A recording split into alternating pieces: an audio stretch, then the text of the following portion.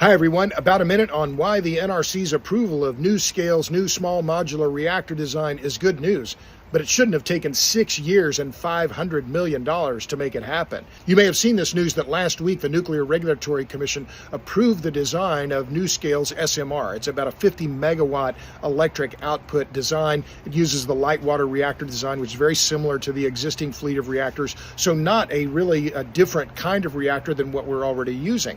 But the problem is that NuScale had to spend $500 million to get the approval. They also had to submit something on the order of 2 million pages of documents, and they have began the process in 2017. We're in 2023 now. That's 6 years. That's simply too long. So while this approval of the SMR is very good news and indicative of the momentum behind new nuclear power, the reality is that this is simply taking too long, and we need reform at the NRC. And what's the key reform?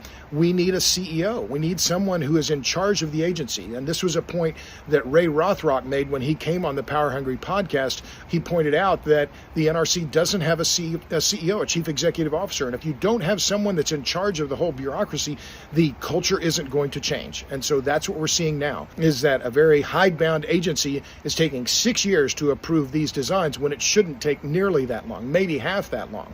But this is going to require an act of Congress to reform the NRC. And if that reform doesn't happen, other countries are going to surpass the U.S. in the next phase, in the next generation of new nuclear power. Okay, I'll stop there. Follow me on Substack, would you? robertbryce.substack.com. Thanks a lot.